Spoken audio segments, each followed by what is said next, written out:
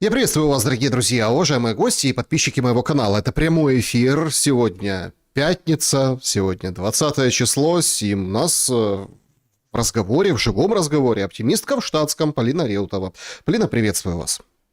Здравствуйте, Александр. Здравствуйте, уважаемые зрители. Друзья, подпишитесь на Полину Реутову в Телеграм. О Телеграм поговорим. Это прям очень интересно. Что его ждет? Ждет ли что-то на просторах российского интернета? Что ждет на просторах украинского интернета? Вообще, что вообще будет с интернетом? Это прям отдельная тема для дискуссии, для разговора. Но, конечно, пройдемся по главным событиям и не без вашего участия. Мы приглашаем вас к вопросам, которые вы можете оставить для финальной части программы. Это можно сделать в клубе зрителей Шелест, в сообществе YouTube, а также прям вживую в чате написать, но в конце. Поэтому досмотрите до самого конца наш сегодняшний прямой эфир. Чтобы не скучно было в чате трансляции смотреть, проголосуйте в опросе. Он звучит следующим образом. Ожидаете ли вы прорыва на переговорах в Майами по Украине? Варианты ответов. Надежда есть, но едва теплится. Да, война в Иране все ускорила. Нет, все это надолго, или без прорыва фронта ничего не будет. Вот такие 4 варианта, они не взаимоисключающие, но на самом деле мы действительно в контексте происходящего в Иране, что, конечно, будем сегодня обсуждать, также ожидаем, что эти переговоры, наверное, пройдут, ну, во-первых, после паузы, а во-вторых, немного под другим соусом. Полина, что думаете по поводу опроса нашего сегодняшнего эфира и какие ожидания? Я думаю, что ситуация будет решаться на поле боя, потому что это самый сильный аргумент сегодня. Касательно переговоров, знаете, есть такое замечательное произведение у Франца Кафки «Процесс» называется. Там процесс шел регулярно, но в его логике заведомо было заложено то, что результата не будет. Либо будет, но не позитивный для Йосефа К., главного героя. И вот это все происходящее мне очень стойко напоминает вот это бессмертное произведение Франца Кафки «Процесс». И это так вижу. А ситуация натурально будет решаться на поле боя.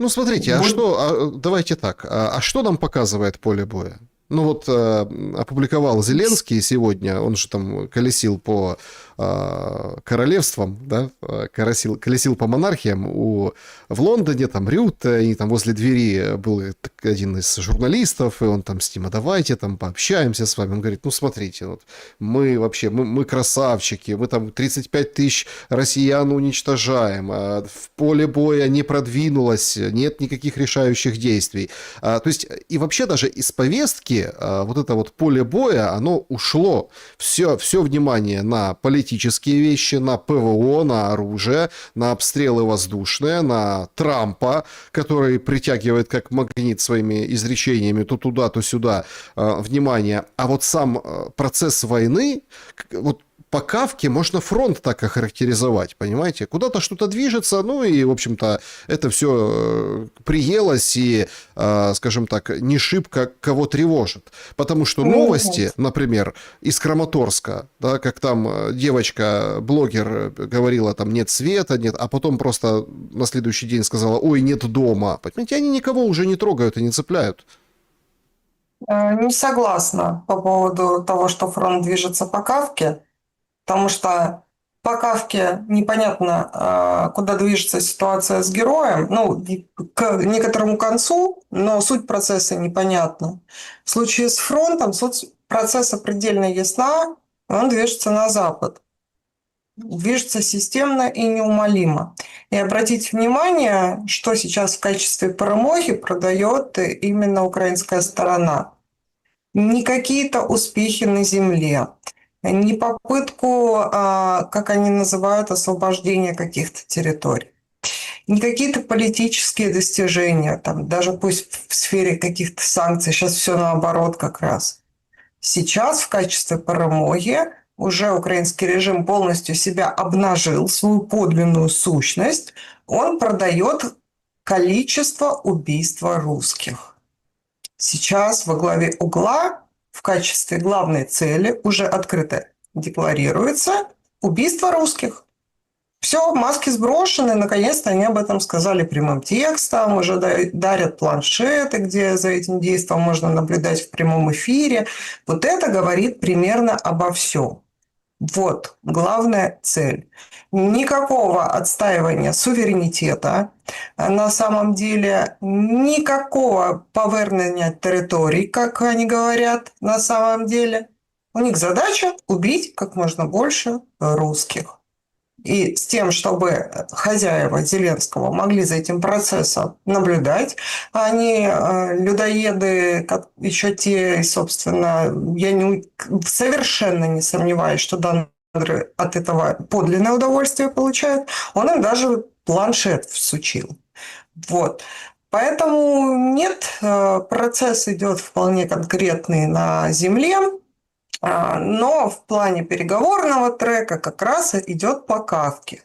Потому что, в отличие от переговорного трека, вполне понятно, куда идет трек, так сказать, военный. Поэтому здесь я не соглашусь. Но вот этот момент очень важный, что Зеленский со своей кликой, они уже обнажили свои подлинные намерения вот таким вот образом.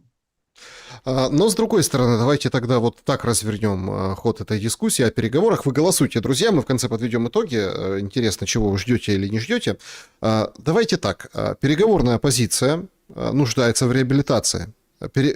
Посредник Соединенные Штаты Америки, Кушнер, Витков, они нуждаются в реабилитации. Им нужен успешный дипломатический кейс, потому что многие уже, и мы с вами неоднократно говорили, что, ну, простите, пожалуйста, бог весь кто, как какие-то друзья, и зятья, друзья, понимаете, застройщики, бизнесмены и как бы приближенные вершат дипломатию. И Иран как раз-таки продемонстрировал, что вот этот удар, да, скоро там 3 недели, да, вот назад, этот удар был как раз в процессе переговоров. И плюс не просто удар, а с уничтожением участников переговоров, лидеров, да, которые на тот момент вступали в эти переговоры. И вот и вы заметили тоже вот по Ирану, да, как бы вот Иран хочет с нами переговоров. Потом, да нет, это Америка запросила переговоров, Рейтерс пишет по Ирану. Потом этот звонок просто умопомрачительный министр иностранных дел Ирана Кая Каллас говорит, это очень давай, смешно. давай, говорит, поднажми там, Каюшка, вперед, давай, требуй от США выполнения наших условий. Такой ЦУ задание нарезал. ЦУ дали, да. Это все говорит о том, что как раз-таки сейчас и нужен успех. Нужен вот именно сейчас. Не вчера, не завтра, не когда-нибудь. Соответственно, если мы понимаем, что все уже было готово и расписано в этих встречах в Абу-Даби, да, вот в этих всех моментах, встречах военных, встречах невоенных, то нам же четко говорит даже Кислица, простите, не кто будет помянутый, о том, что все уже решено. Нужно только одно политическое решение. Все понимают, какое. Уступка там Донбасса и там по пунктам, да, какие, собственно, должны быть, в общем, на чем-то сойтись. Так почему это не сделать именно сейчас, во время войны в Иране?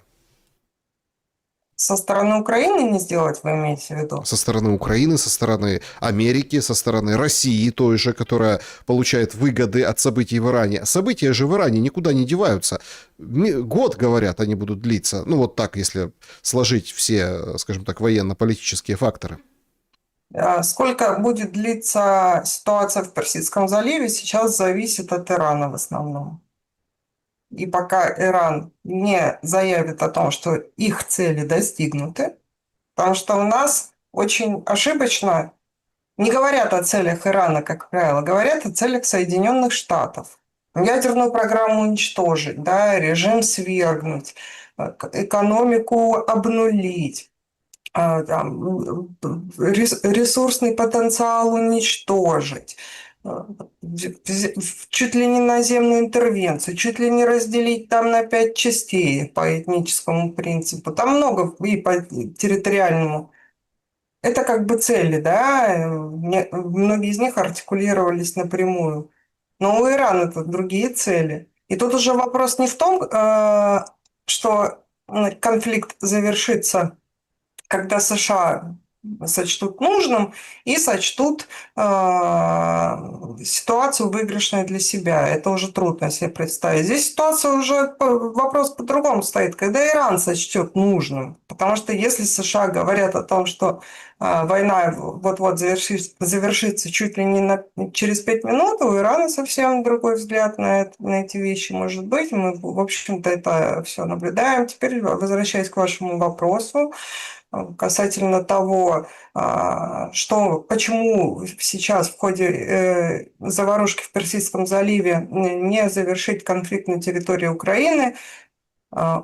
Украина не является субъектом. Украина – это объект. И она единолично хоть сколько-нибудь самостоятельное решение принимать не может. Хозяева сейчас сидят в Лондоне и в Париже. Отчасти влияние сохраняется в Вашингтоне. То есть здесь нельзя сказать, что Украина может выйти, согласиться на некоторый набор российских условий, и это прекратится. Ей просто не дадут этого сделать. Вот и вся история. Другой вопрос, что нежелание кураторов украинских, нынешних основных, которые преимущественно окопались в Лондоне, завершать этот конфликт наилучшим образом совпадает со взглядами на эту ситуацию действующей украинской верхушки, которая тоже не хочет завершать этот конфликт. Она замечательно на нем подняла и денег, и ресурсов, и, собственно, ну, одновременно с тем она себя вогнала в ту ситуацию, при которой завершение конфликта равносильно ее, возможно, даже физическому краху. Для чего им это прекращать? А Соединенные Штаты, вы знаете, я все-таки далека от мысли, что они прям хотят именно завершения. Хотя, наверное, может быть, и хотели бы действительно, но не на условиях России. Потому что пойти на завершение конфликта на условиях России, это значит обнулить всю их политику в Восточной Европе, в частности, на наших границах, да, в основном, за последние 30 лет. Так она обнулилась за последние 30 лет. Она Сейчас обнуляется. Смотрите, ситуация в Иране, она нам показывает, что нет, она я с вами обнуляется. соглашусь. Значит, Я с вами Европа соглашусь. обезжиривается. Ситуация вокруг Орбана нам и 90 миллиардов нам показывает это вот вообще воочию. Каю Каллас уже там поносят польские представители Европарламента по поводу Ирана. Просто разрывают ее. Она выглядит, простите, не люблю такое, но она как дура выглядит. И ей прямо Почему говорят. как? И ей прямо говорят эти же, ну, поляки, да, польские, другие, ну, политики, которые там слушают ее речи, прямо ей говорят: ты пургу гонишь. То есть мы видим развал, то есть как раз вот эта политика Запада на границах России уже претерпела изменения. Уже приезжает американский представитель и беседует с Лукашенко, открываются шлюзы для удобрений, для всего. Ну, то есть, понимаете, то есть уже меняется политика, уже Россия продает нефть по разрешению Саша, США. она меняется, но не в достаточной степени для того пока что, чтобы Россия приняла решение о завершении специальной военной операции. Хорошо, а что нужно для достаточной степени? Полностью ликвидация той угрозы, а именно ситуации, при которой Украина останется в западной зоне влияния. Вот и все. В том или ином виде. Хотя, может быть, если это сократится до 2 областей западных, там Ивано-Франковской, допустим, и Львовской, ну, по Львовской области у поляков уже будут вопросы, вполне возможно, да, сократиться до 2-3 субъектов на Западе, и они сохранятся как бы под западной зоной влияния, такая ситуация еще возможна. А в случае, если и я здесь еще раз подчеркну, никакой нейтральности у Украины быть не может. Не может. Ни по отношению к России, ни по отношению к Западу. По отношению к России быть нейтральным – это все равно, что быть нейтральным к своему ближайшему родственнику. Это суть предательства. И вся ситуация на территории Украины, она началась именно с того, что Украина попыталась поиграть в нейтральность. И это неизбежно. трансформировалась во вражду. Поэтому никакого нейтрального государства на территории Украины в отношении России и Беларуси быть не может. Так же, как Российская Федерация и Республика Беларусь не могут быть нейтральны ни по отношению к друг другу, ни по отношению к Украине. Так же, как мы все не можем быть нейтральны по отношению к Западу, потому что они нас считают унтерменшами и не желают нам ничего хорошего. И самое больное прозрение у украинского общества будет, когда до них дойдет, что для Запада они такие же унтерменши, как и русские, как и белорусы. Вот в чем дело. А нельзя быть нейтральным к собственным врагам онтологическим, которые тебе желают уничтожения всю дорогу. Поэтому Украина нейтральной быть не может, и под западной зоной влияния она тоже быть не может. До тех пор, пока эта ситуация не будет полностью пересмотрена, с устойчивой перспективой на будущее, этот конфликт не завершится. А вот эти полумеры, частично снимаем санкции. Беларусь в данном случае, это, понятное дело, русский офшор, по сути. Конечно, и белорусские удобрения будут поставляться, но и российские удобрения под белорусской маркой тоже будут поставляться. Это такой довольно прозрачный и понятный, одновременно изящный инструмент обхода санкций. Там также были санкции сняты с белорусских банков, я напомню, да, и сделано это как раз для того, чтобы рассчитываться за тот экспорт, который будет идти через Беларусь в другие страны в обход санкций, чтобы был расчет за этот экспорт. То есть Беларусь выполняет функцию офшора российского. И одновременно с тем, то, что сейчас как происходит, взаимодействие Республики Беларусь и американцев, это надо понимать не как взаимодействие конкретно отдельной Республики Беларусь, а как взаимодействие союзного государства в целом с американцами. Нет, ну, Да, безусловно. Я хотел как ты бы это не называй, вот поэтому такая ситуация. подвести как бы черту под, скажем так, темой переговоров будущих, да, завтрашних, субботних, очень интересными заявлениями, свежими заявлениями Пескова, вот сегодняшними. Он там часто появляется и часто комментирует вот эти все вещи. Это прям очень интересно. Значит, вчера Зеленский выходит и говорит: все, поехали наши в Майами, поехали, в общем, отправились, уже в пути, в субботу все будет. Выходит сегодня Песков и делает ряд заявлений. Пока нет ясности насчет возможного места следующего раунда. Дальше. Россия надеется в ближайшей перспективе продолжить трехсторонние переговоры по Украине. Нынешняя пауза – это временное явление. Для России главный вопрос – зачем прямое вовлечение в конфликт в Украине, а не увиливание от поддержки США в Иране? Тоже очень интересный момент. Сейчас его как бы разберем. Дальше он говорит, что нет ответа, почему Европа провоцирует продолжение конфликта в Украине, вместо того, чтобы способствовать миру. Мировой спрос на удобрения растет, Россия способна все обеспечить, помочь, полностью переориентирует продажу энергоресурсов на растущие рынки, если будет понятно, что эти рынки более привлекательны. То есть тут тоже такая вилка. Уходим из Европы полностью, не уходим. Киевский режим должен без каких-либо условий прекратить попытки ударов по компрессорным станциям. Это удары последних дней по Краснодарскому краю, голубой турецкий поток. И Россия на связи с друзьями из Кубы обсуждает возможные варианты оказания помощи республике. Путин может провести международный телефонный какой-то разговор сегодня во второй половине дня. Вот такие нам, скажем так, забрасывает Песков, как бы комментарии, которые там прямо или косвенно подтверждают вот первую часть нашего с вами разговора по поводу будущих переговоров. Что скажете? Ничего нового Дмитрий Сергеевич в данном случае не сказал. По поводу, значит, удобрений, это одна из главных тем сейчас. Это то, что мы только что с вами проговорили. В данном случае переговоры не являются средством для достижения мира. Вот что надо понять. В данном случае переговоры являются средством для демонстрации намерения завершить войну.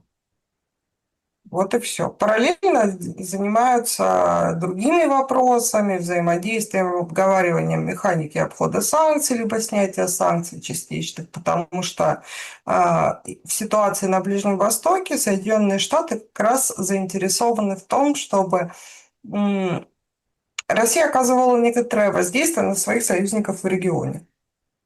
Вот. Как это будет выглядеть, мы будем иметь возможность все это пронаблюдать в самое ближайшее время.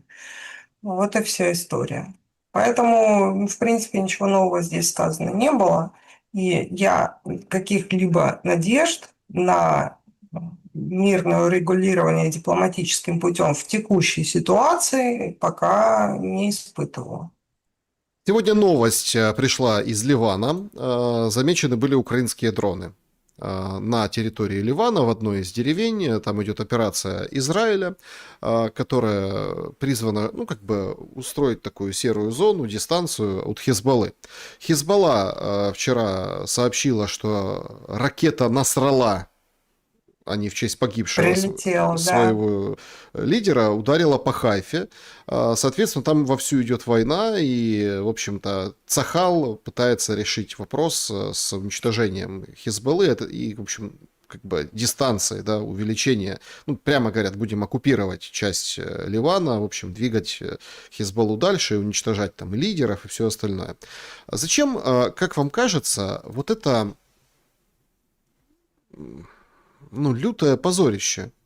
Смотрите, сегодня в The Times вышел материал о том, что там какие-то инструкторы ВСУ, которые там занимаются ПВО, 11 стран запросили из залива инструкторов украинских, и вот они делятся своими впечатлениями. Короче, они рассказывают о том, что они в шоке от того, как дорогущими Патриотами стреляет и даже там какими-то другими ракетами, да, которые там Патриот там $1 миллион, еще есть там за $6 миллионов ракета, уничтожает за 70 тысяч максимум долларов дрон иранский.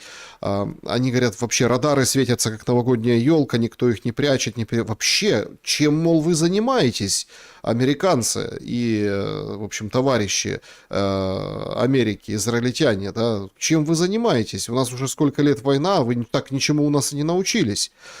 Но очень важный фактор. Зеленский говорил, что мы отправим своих специалистов, дроны там будут сбивать, защищать, но вот эти дроны, которые нашли в Ливане, они не противодроновые, не противоракет, не ПВО. Это конкретные ударные дроны. То есть, получается, Зеленский вступает в войну с Хезболлой, с Ираном на стороне Израиля и США. Де-факто уже это так. Он не получал никакого разрешения, он не получал, ну, от парламента, что, в принципе, по закону как бы надо, да. Он, в общем, вообще непонятна суть этой миссии на Ближний Восток. Как вы думаете, это вот личная инициатива, да, пригвоздить себя к Трампу, к Израилю, через тот же Израиль, или это просто такая подковерная игра, где как бы Трампу ничего не надо от Зеленского, но он использует то, что он может дать? Ну, скорее второе, но более насущный вариант – это категорическая необучаемость.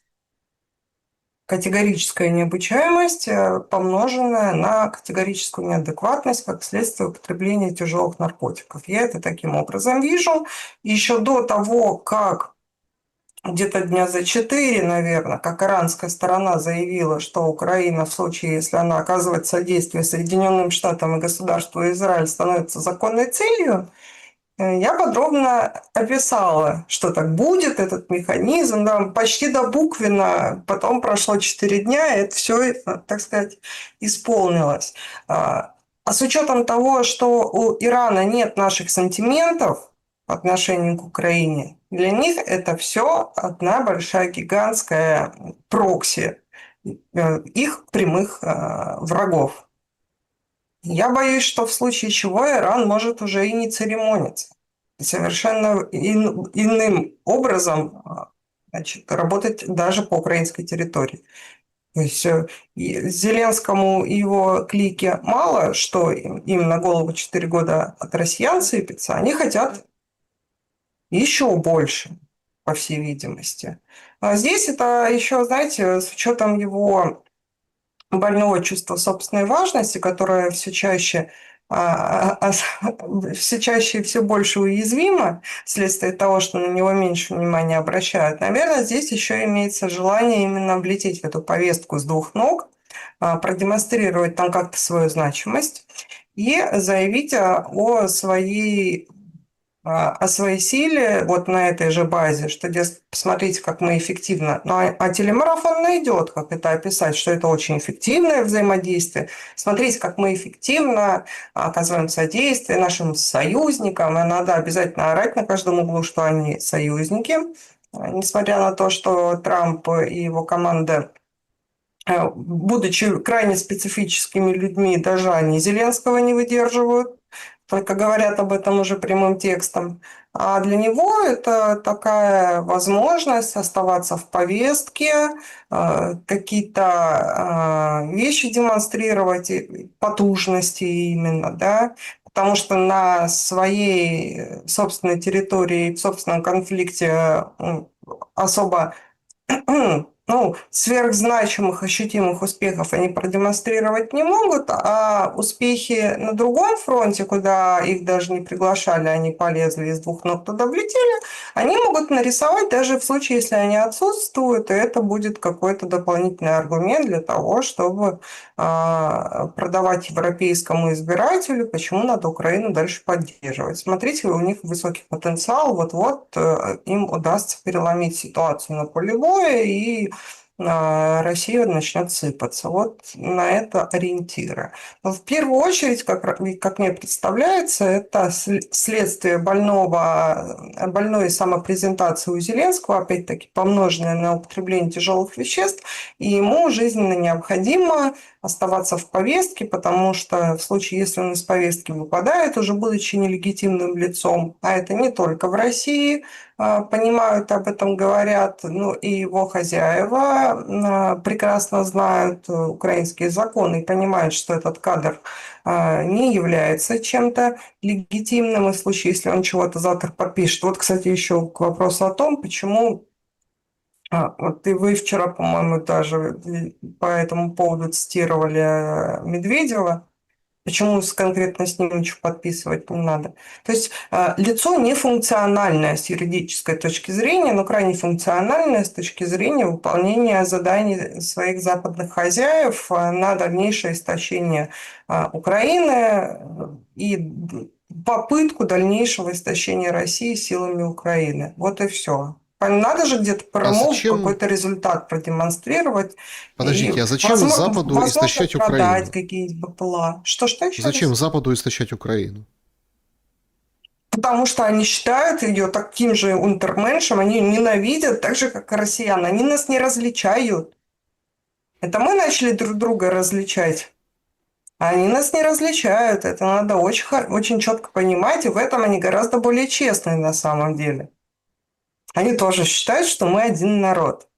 Им крайне симпатично, что этот один народ себя очень эффективно истребляет. Очень интересно, что вот когда мы говорим об истощении, но это вот не бьется о какие-то факты и заявления. Вчера, значит, глава немецкого оборонного концерна Rheinmetall Армин Паппергер, У которого лютый контракт. да, значит, он бьет тревогу. Мировые запасы средств противовоздушной обороны практически исчерпаны. Думаю, на данный момент склады у европейцев и у американцев, и у стран Ближнего Востока пусты или почти пусты. Если война на Ближнем Востоке продлится еще месяц, думаю, у нас почти не останется ракет. Заявление громкое, которое, смотрите, если так опять возвращаясь к дипломатии, как, ну, я какую, да, вот, вкладывая там в какие-то надежды на Майами субботнее, я вкладывал сначала такую пиар, да, историю, типа, ну, что, смотрите, Кушнер и Витков еще ничего, еще могут договориться, а то с Ираном вообще плохо получилось. Значит, поэтому это потребность, вот такая пиар-потребность, да, репутационная, то здесь конкретно физическая, без ПВО, простите, Украина долго не повоюет.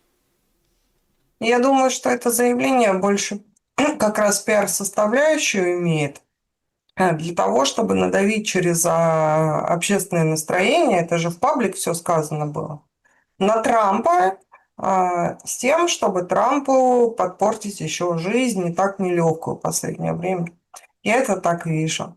Дескать, Трамп, ну это как на подкорке, как читается. Война продолжается из-за Трампа, а в случае, если она продолжается, у нас истощается ПВО, а мы всю дорогу уже 4 года себе агрессивную агрессию России рисовали, а если война продолжится, значит, агрессивный агрессор, глядя, как у нас ПВО, значит, истощилось, непременно захочет на нас напасть, и будет Трамп виноват, потому что он продолжает конфликт на Ближнем Востоке. Здесь вот такая история. Я как раз больше здесь склоняюсь, что именно вот это и есть пиар-составляющая.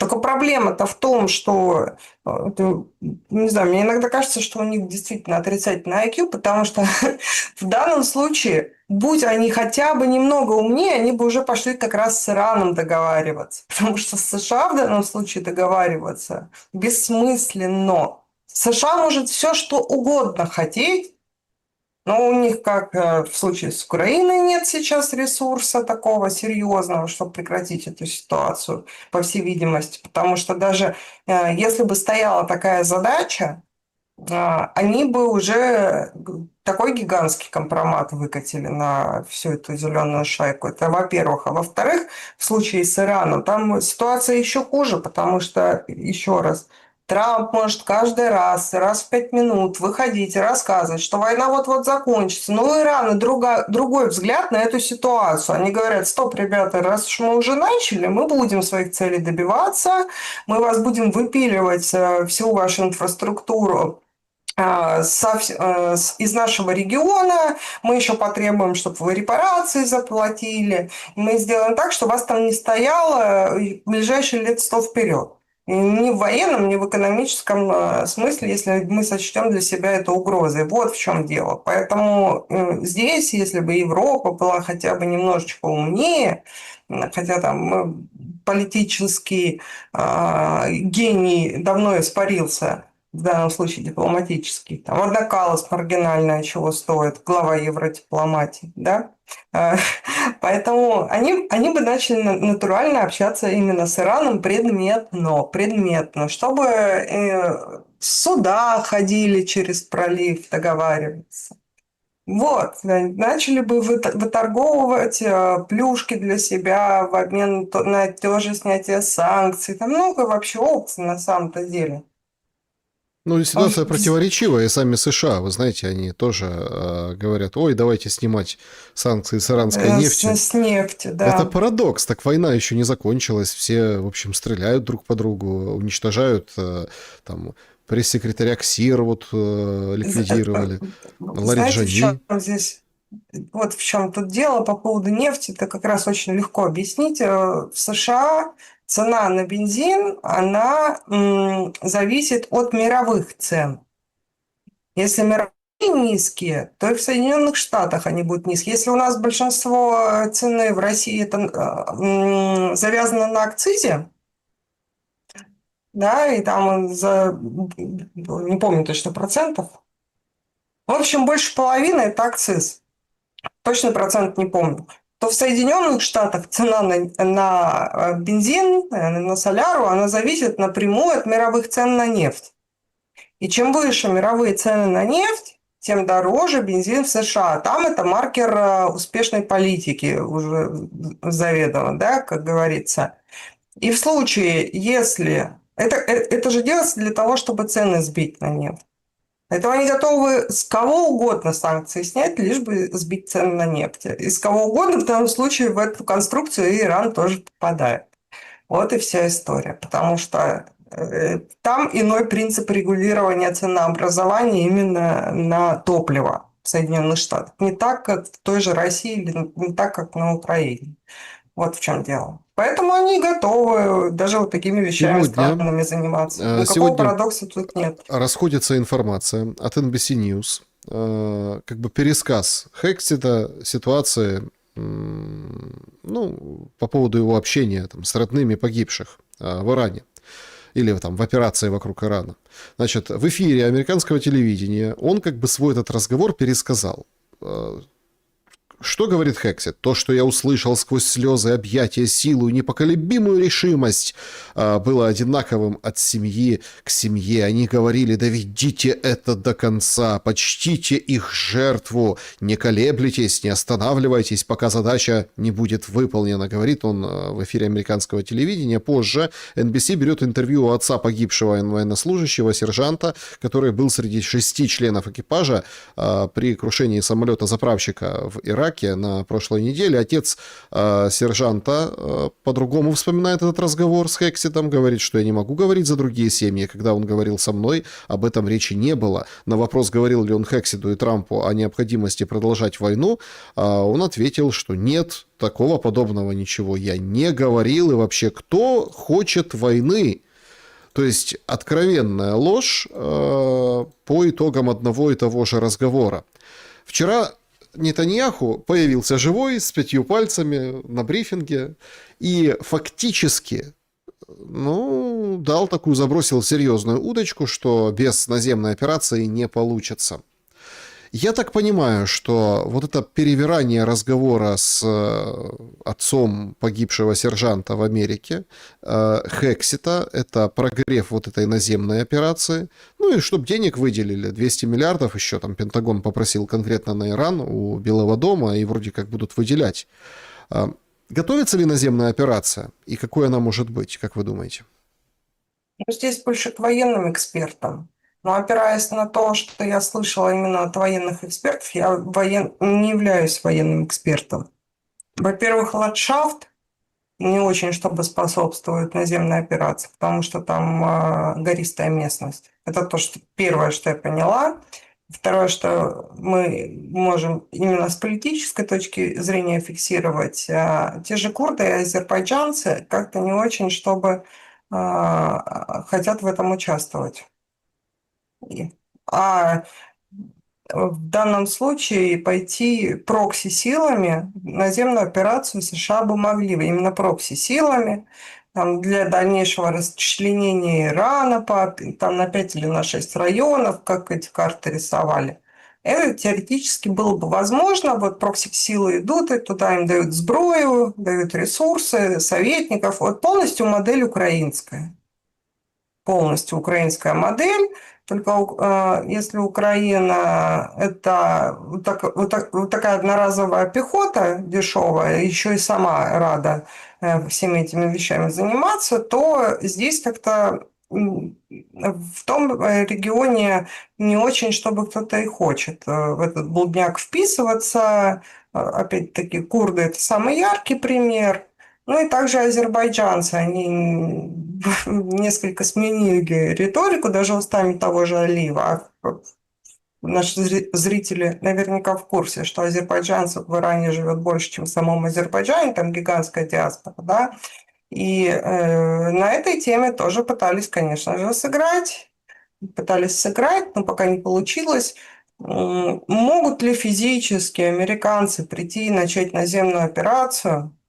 Может быть, и могут, только, опять-таки, опираясь на то, что я слышала от уважаемых мною людей, которые в военном деле понимают, предприятие это, мягко говоря, безуспешное, скорее всего, будет. Только в случае, если это будет прокси, наземная операция руками тех этнических составов, которые проживают на территории Ирана в большом количестве. То есть там сброю поставляем, разведданные, советники, полностью по украинской модели. Так возможно. Но, по всей вероятности, пока не удалось Соединенным Штатам определенные прокси-силы на эту тему уговорить, поэтому, может быть, они и хотели бы, но не уверена, что могут.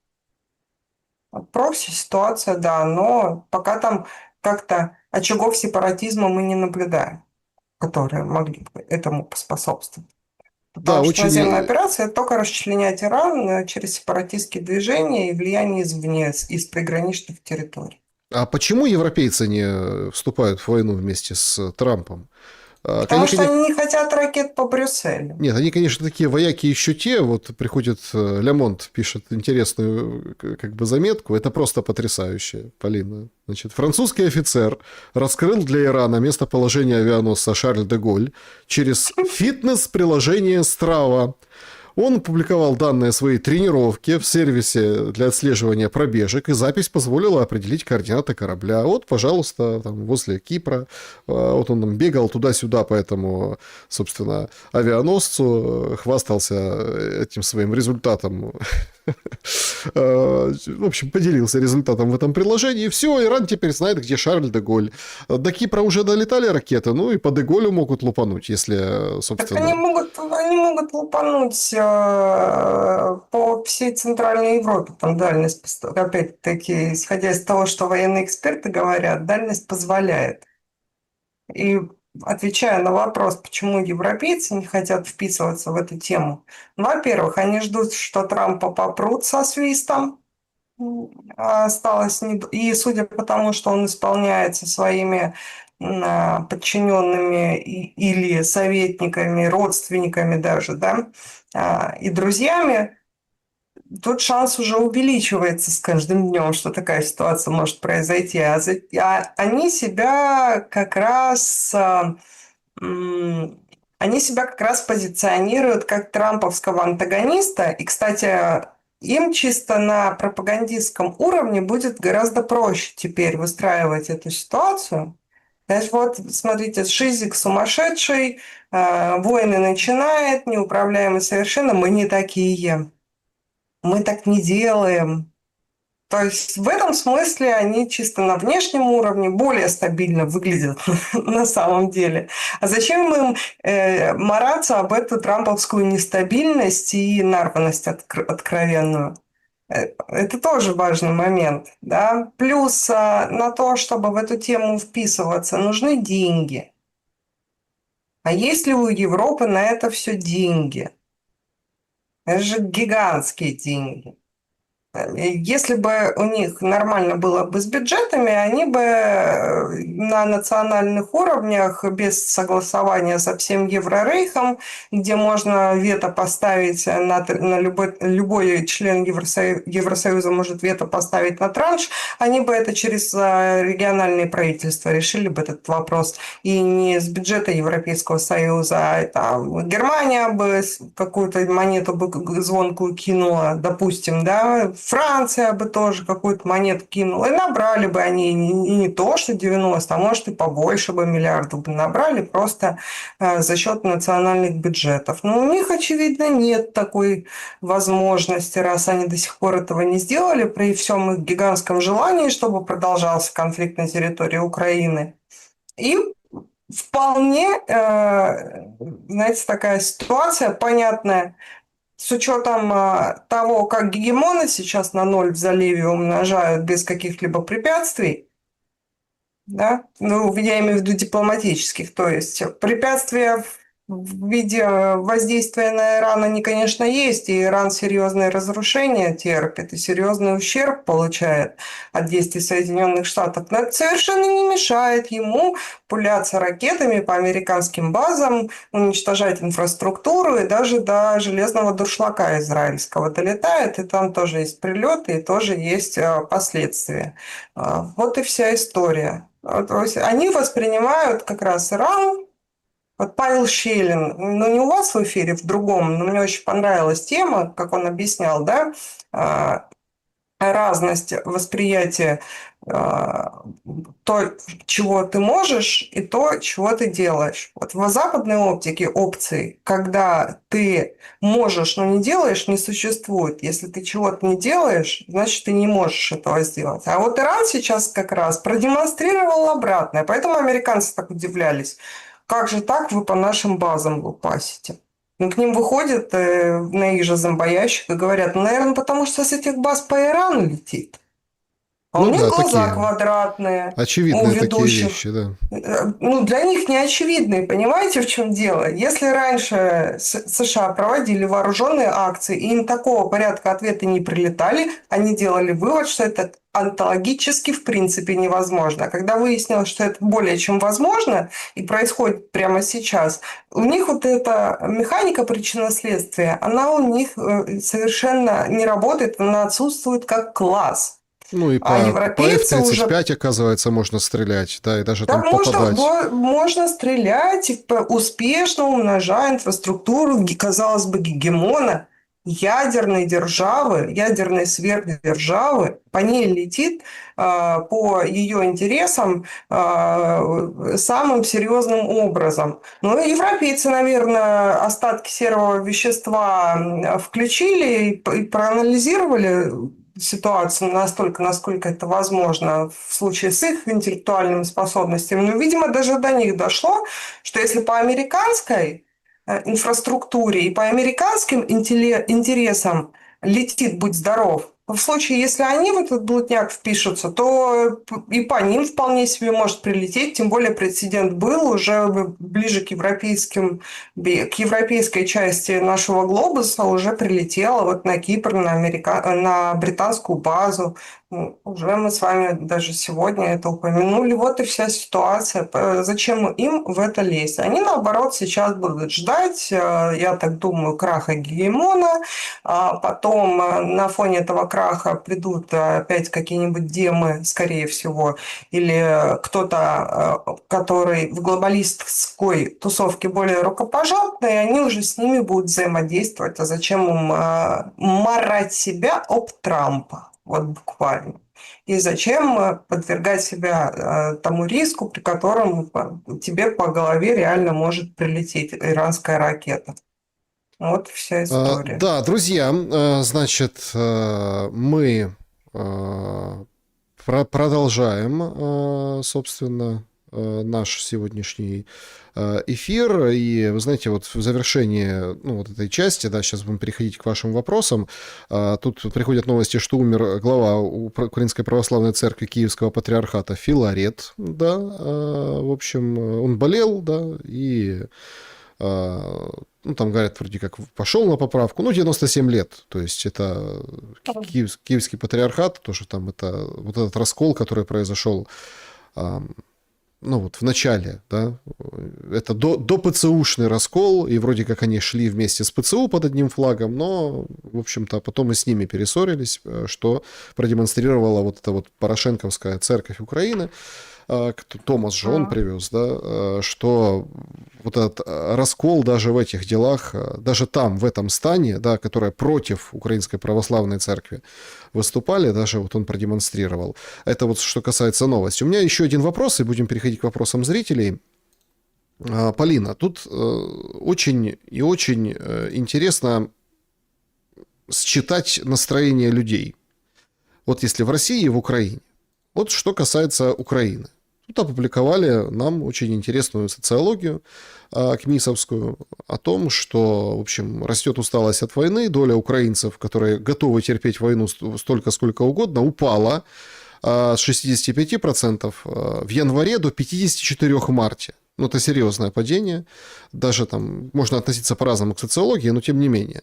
Жесткость по Донбассу как бы усилилась, 62% против передачи, да, России, даже в обмен на гарантии безопасности от Америки и Европы. Значит, это означает, что за 2 месяца общество стало одновременно более уставшим и более непримиримым. Ну, парадокс. Фактически 54% все еще готовы терпеть долго. Это большинство, но не такое подавляющее. 38% уже не готовы терпеть. Остальные все затрудняются ответить. Зеленский попадает в такую ловушку своеобразную, что рейтинг его растет за счет внешнеполитических вот этих побед, которые трактует марафон, да, и подает там обмены, но базовая усталость растет быстрее. То есть мы видим, если так вот эти на графике переложить, что то есть вот он потужничает, что-то набирает какие-то очки сам по себе, но общая усталость еще больше. То есть, в конце концов, эти графики сойдутся, и что-то произойдет. А, Если брать российское общество, то его сейчас как бы трясет по поводу вот этих запретов белых списков интернета, телеграма, загона в МАХ, да, каких-то, собственно, Подписывайтесь на меня в Махе, кстати. загона всех туда, то есть и вообще как бы вот этой политики, да, с заявлениями о том, что, ну, в общем, там и в самом Махе все нечисто, да, и это все история там где-то коммерческая, где-то идеологическая, но функционально, да, вроде как сообщают, опять сложно проверить, но сообщают, что начинают ограничения в неподконтрольных Киеву украинских территориях в Телеграме, да, другие же говорят, да ненормально у нас все в Телеграме в других регионах, хотя вроде как это связь и на передовой через Телеграм. В общем, многие думают, что вот эти все вещи это для того, чтобы не было бузы, когда, в общем, выгорит какой-то похабный мир. Или наоборот, чтобы, в общем-то, не было телеграмма, да, для того, чтобы не было вот этих всяких там групп разных, да, когда готовят там еще большую мобилизацию принудительную уже в Российской Федерации для того, чтобы, в общем, финал войны доиграть в военном смысле этого слова. Что вы думаете о состоянии российского и украинского общества? Готовы ли они к окончанию войны России и Украины? К окончанию войны готовы, только каждый на своих условиях. У Украины дебилизатор очень хорошо работал, зомбоящик, системно. Это не последние 4 года происходит, это происходит намного раньше. И поэтому тут, как говорится, ну, надо признать, что украинское общество, оно в принципе уже доказало, что оно готово долго терпеть. Раз уж оно уже терпит 5-й год, значит, готово терпеть, получается. То есть мы это эмпирическим путем уже вывели, мы это видим. Также россияне тоже готовы, конечно, к завершению боевых действий, даже хотели бы, чтобы они скорее завершились, но на своих условиях. Другой вопрос, что в чем проблема, я уже неоднократно об этом говорила, а все-таки вижу в этом проблему. С одной стороны, это проще, потому что больше пространства для маневра. С другой стороны, проблема заключается в том, что несмотря на, казалось бы, довольно четкий набор целей, которые заявляются нашим руководством, да, демилитаризация, денацификация, там дальше идут требования русский язык, Украинская православная церковь, ну и набор там гуманитарных задач, да, требований. Если выйти на улицу, опросить 10 человек, что они считают победой, мы получим 10 разных ответов. Вот в чем проблема. И на этой ситуации люди под маской патриотизма, рассерженных патриотов, нет договорничку, супостаты мешают и так далее. То есть они, напяливая на себя маску патриота, военизированного, как правило, получают довольно серьезный карт-бланш для раскачивания ситуации уже внутри России. И в этой части как раз то, что нет довольно четкой цели, вы знаете, вплоть до... Ну, хотя как бы номинально она есть, вот что 4 области и Крым, да, то есть номинально есть цель территориальная, да, но в головах общества, с учетом того, что боевые действия ведутся за пределами указанных территорий, там пусть и сказано, что это буферная зона, плюс у нас, если наш центральный телевизор включить, вполне конкретные темы проговариваются, что выход к Черному морю, это Северное Причерноморье должно быть под нашим контролем, там Одесса, Николаев. Дальше говорят, что Киев русский город, и вообще, а некоторые говорят, что, как говорится, до польской границы, только так и никак иначе. И это формирует у общества устойчиво разное мнение у людей. И на этом очень легко сыграть, понимаете, в чем дело. И плюс ко всему, эта медийка, она обслуживается. Там ни много ни мало миллионы, буквально миллионы человек которые под несколькими медийными конгломератами находятся, условно говоря, и разделяют там позицию разных групп людей. Номинально все патриоты, номинально все желают победе России, но в случае чего будет использован их гигантский медийный ресурс для формирования общественного мнения, которое в значительной части им подвластно. И это будет очень антиправительственно. И уже первые звоночки этому есть. Вот в чем дело. И в этой ситуации, с учетом того, что основной их социальный капитал как раз накоплен в Телеграме, то, о чем вы спрашивали, поэтому и когда государство такой гигантский ресурс, это одновременно получается средства массовой коммуникации и средства массовой информации. Это два в одном. Это прям термоядерная штука. Если СМИ как-то можно ограничивать, да, закон о СМИ у нас есть, плюс есть дополнительные нормативно-правовые акты, которые ограничивают, там и Роскомнадзор тоже достится его со своими предписаниями. Это тоже как-то ограничивает деятельность средств массовой информации. А это гигантский серый пласт, который сочетает в себе функции и средств массовой информации, то есть фактически информация, да, поставляется, и средств массовой коммуникации, которые способны координировать широкие массы людей. И в данном случае более чем понятно, почему у российского государства, кстати, сразу ремарка, это не значит, что я это поддерживаю. Я объясняю, почему это происходит. Что у российского государства есть устойчивое желание эту обстановку в Телеграм, как в гигантском ресурсе, да, потенциально опасном, контролировать. И я напомню, что у нас в России, не знаю, как на Украине, вроде еще такого не было опыта, у нас опыт блокировки был.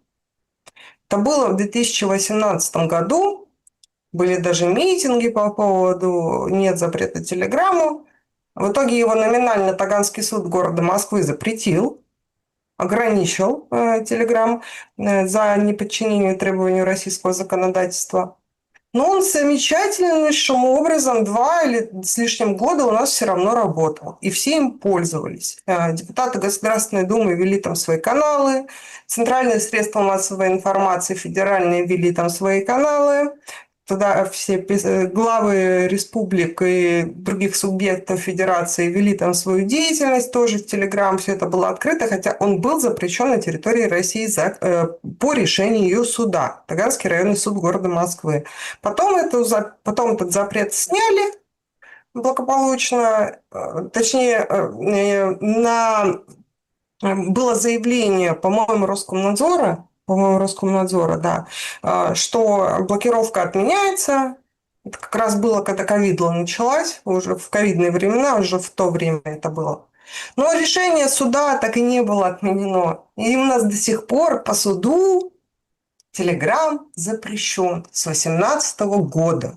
То есть это было уже, получается, 8 лет назад почти.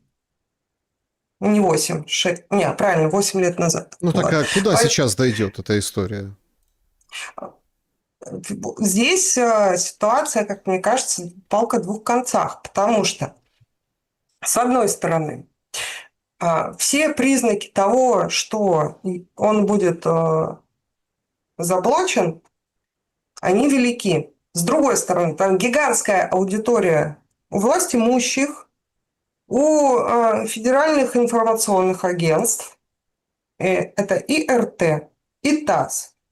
Даже Министерство обороны продолжает Российской Федерации вести там свою деятельность и публиковать материалы. Кстати, теперь очевидно, что админы Минобороны используют VPN, потому что без него невозможно пользоваться телегой, а у нас VPN считается делом небогоугодным с позиции нашей же власти, то есть сами запрещают то, чем пользуются, потому что в противном случае как бы не было бы, не велся бы канал Минобороны, и Роскомнадзор свой канал ведет до сих пор в телеге. Сам ограничивает себя же в том числе и продолжает там канал вести. Ну вот понимаете степень абсурда. И что у нас получается? Если они номинально полностью блокируют. Получается, они должны свою деятельность там прекращать. Это получается, что они полностью вражеским ресурсам отдают поляну. Ну, глуповатая ситуация. Поэтому я далека от мысли, что он будет полностью заблокирован. Плюс, я думаю, что ситуация будет плюс-минус похожа с той, что была в 2018 году, когда нет-нет подтормаживал. Потом сам Telegram уже кучу решений выработал, которые успешно все эти блокировки обходили. И даже люди, которые не особо, чтобы как-то такие технари, которые уже наблатыкались обходить блокировки. Это на тот момент. А сейчас получается другая ситуация. У нас государство само своих граждан приучило системно и качественно обходить блокировки, потому что не было разового запрета всего, да, а запреты были постепенные. Вот люди постепенно научились эти блокировки обходить. И даже бабушки теперь знают, как зайти в Инсту или в ТикТок, и успешно заходят, и успешно все это Ну, смотрят. ТикТок не Вот в чем блокировали дело. еще вроде бы как Не, ну у пока. нас там, нет, у нас ТикТок не работает без VPN. А, не Давно уже, работает? кстати. Ничего Нет, себе, давно вроде уже. как ТикТок Не, вроде давно не работает. Не, ну дружественная может, китайская, ну, так чуть-чуть она уже не американская, она чуть-чуть уже американская американская. Да, то есть там, история. там ограничения были, отдельные видео вроде как, я просто там не сижу, ну, знаешь, там отдельные видео вроде как можно было смотреть, а прямой эфир, допустим, нельзя, там кто-то стримит в ТикТоке, то это без VPN нельзя Да, было давайте смотреть. подведем итоги нашего Вот. сегодняшнего вопроса. Ожидаете ли вы прорыва в переговорах в Майами по Украине? 6% да, война в Иране все ускорила. 11% надежда есть, но едва теплится.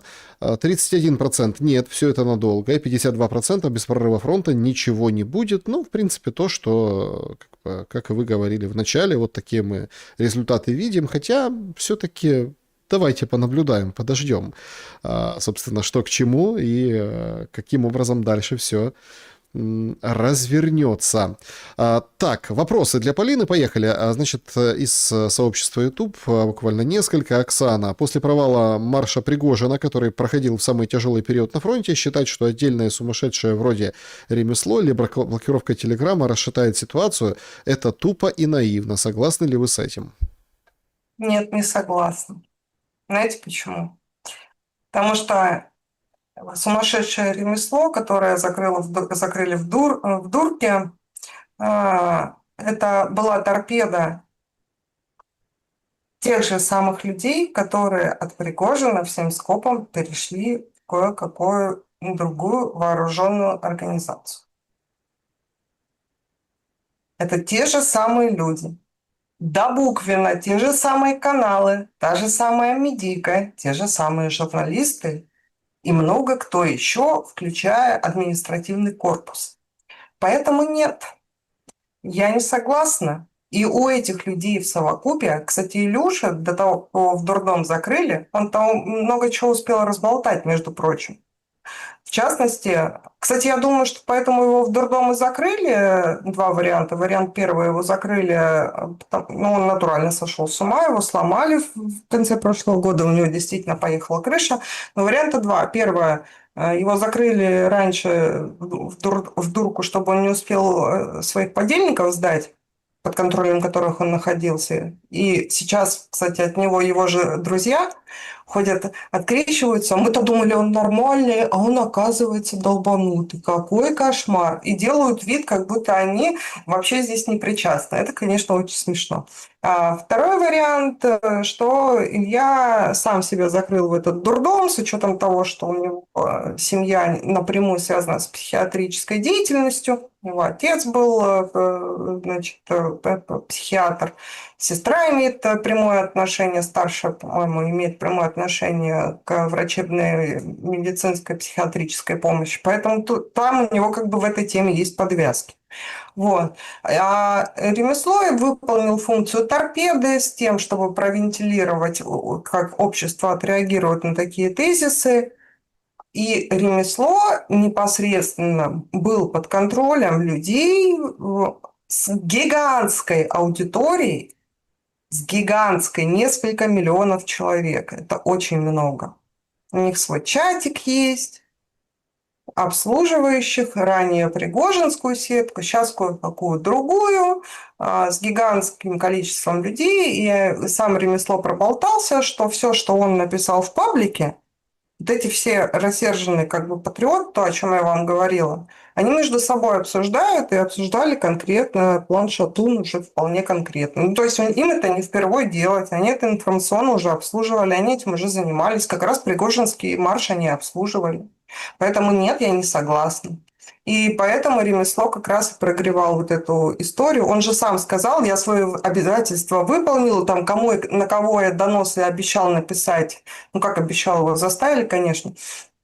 Говорит, я, значит, написал, а безы он как бы выполнил, ручки умыл, и, скорее всего, он, да, как говорится, посчитал, что ему безопаснее вот так вот, вот такой наезд, тем более его заставили это сделать, чтобы ситуацию провентилировать, такой наезд сделать и прослыть жертвой режима, чем найти себя в подворотне с проломанной головой. Вот такая история. Поэтому нет, это очень серьезно, и поверьте мне, у нас достаточно деятелей, которые под маской рассерженного патриотизма вполне себе будут хотеть, желать тоже влиять политически на ситуацию, и первыми виноватыми у них будет как раз Верховный и его окружение.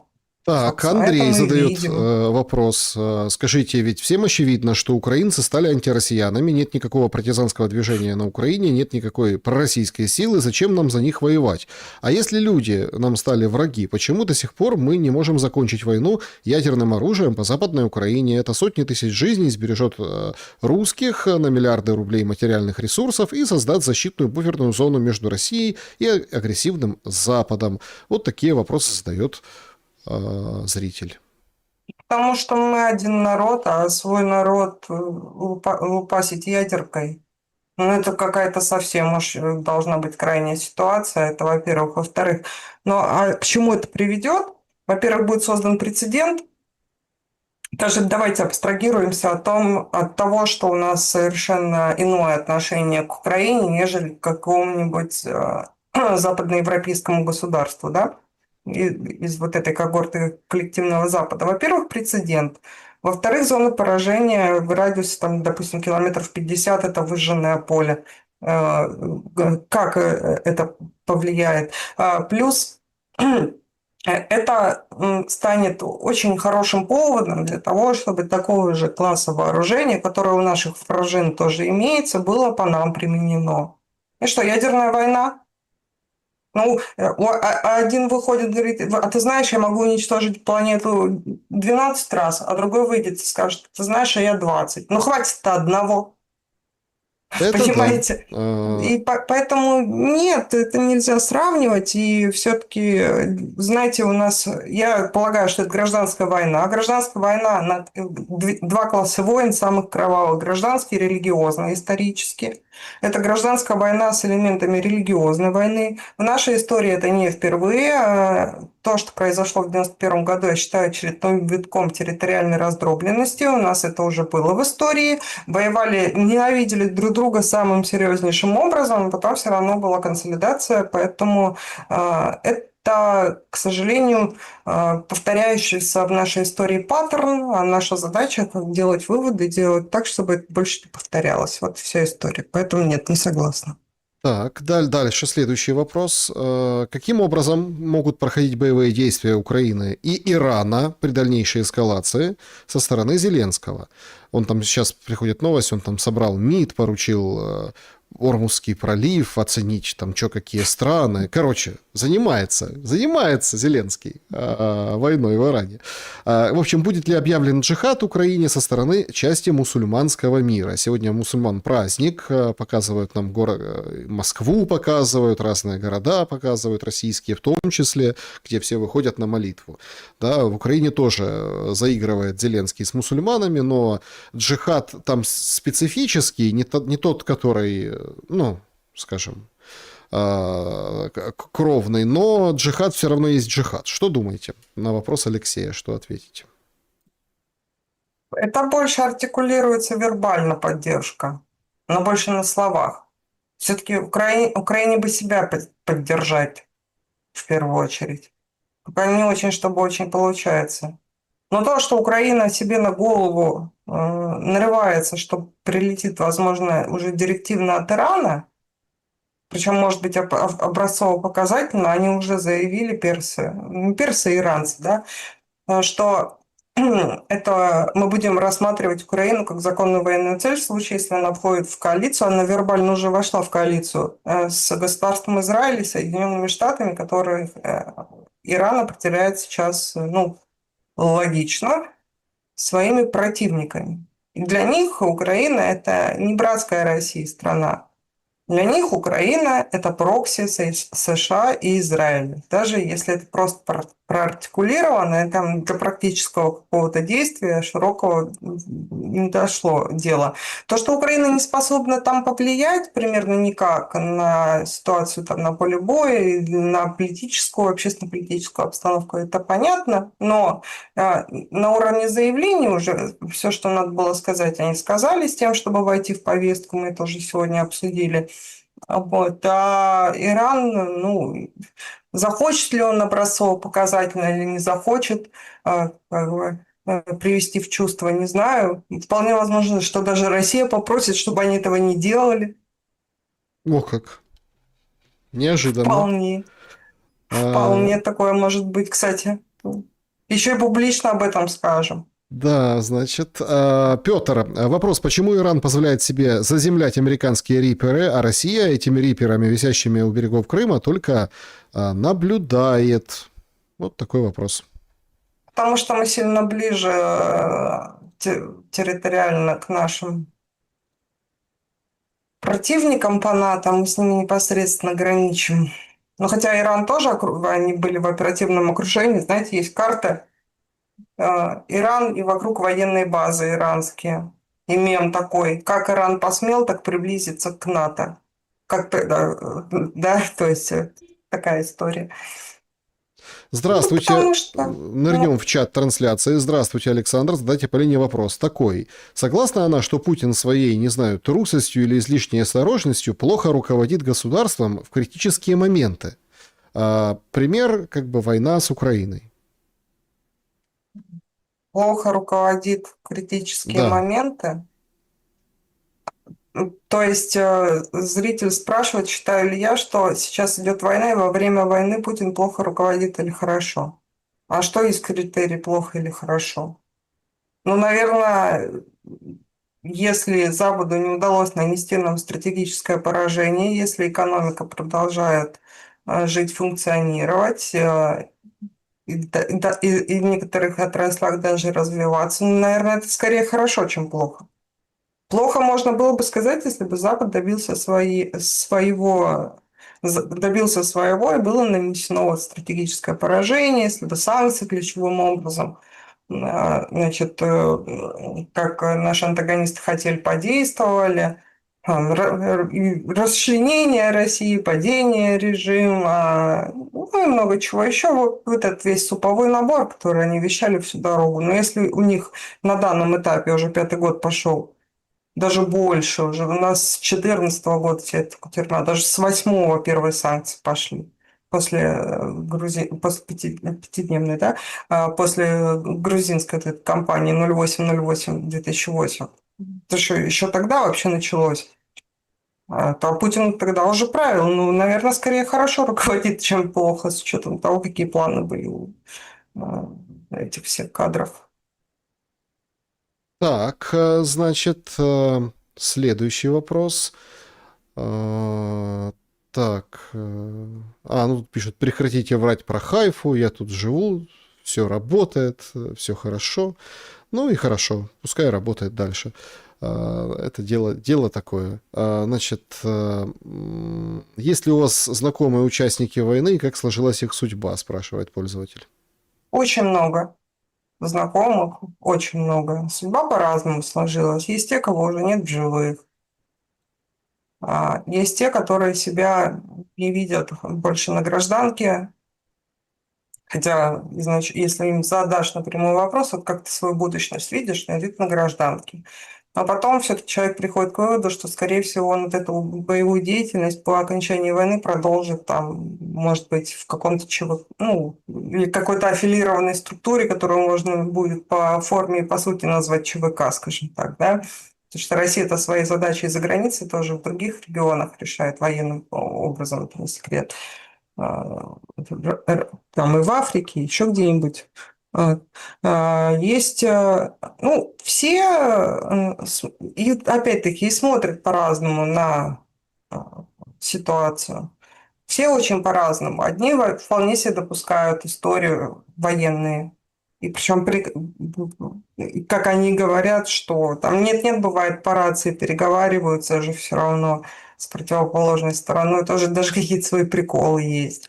И вполне допускают ситуацию, при которой в случае, если будет большая континентальная война, не дай бог, да, в Европе, что по одну сторону будут воевать с украинцами. Другие, наоборот, категорически не приемлят, и все, ворох назавжди, вот, говорят. И такие есть, очень разные. Но и все видят по-разному победу. Вот, но очень отважно сражаются. И я сама была много раз в зоне боевых действий. Очень много раз. Да, и в том числе со своими знакомыми, и в том числе там, в очень опасных местах. Поэтому все люди разные, как и в жизни люди разные, так и на войне люди разные, просто разные задачи выполняются. Так, ну тут такие вопросы пошли. Есть ли парень, какое любимое блюдо? Ну, в общем, да, друзья, спасибо вам большое и за такие вопросы. Это тоже всегда очень интересно. Чтобы быть ближе к Полине Реутовой, оптимисткам штатском, ссылка на Телеграм в описании к этому видео. Значит, поздно ли спасать население Украины, генофонд Украины? Это Что никогда не скажете? поздно. Пока есть носители этого генофонда. Ну, у нас генофонд общий. У И нас общий генофонд общий. генофонд. Конечно. Все у нас общее. В том-то и дело. Это нам рассказали наши контрагенты, что это не так. А некоторые и повелись. Кстати, и у нас тоже очень многие повелись. Вот. Так что все у нас общее, пока мы живы, значит, не поздно. Да, друзья, всем большое спасибо за то, что сегодня побывали на нашем прямом эфире. Полина, благодарю за время и мысли. Спасибо, Александр. Поставьте нам лайк, пожалуйста. Ссылка в описании, на меня подписывайтесь. И по ссылке в описании внутри телеги, если что, меня можно и в Махе тоже найти. Так что там тоже подписывайтесь. Друзья, спасибо, что посмотрели это видео. Поставьте, пожалуйста, лайк. YouTube разбушевался. Там разные дополнительные каналы посносили сегодня. Вижу. Пишите в чате. Посмотрим. Разберемся, что к чему. В общем, со всех сторон зажимают. Но все эти запреты только вашей активностью лечатся. Вашим лайком, вашим участием, вашим комментарием, вашей поддержкой. И всем большое спасибо, что мы вместе. Вот так вживую в эту пятницу. Всем добра и света.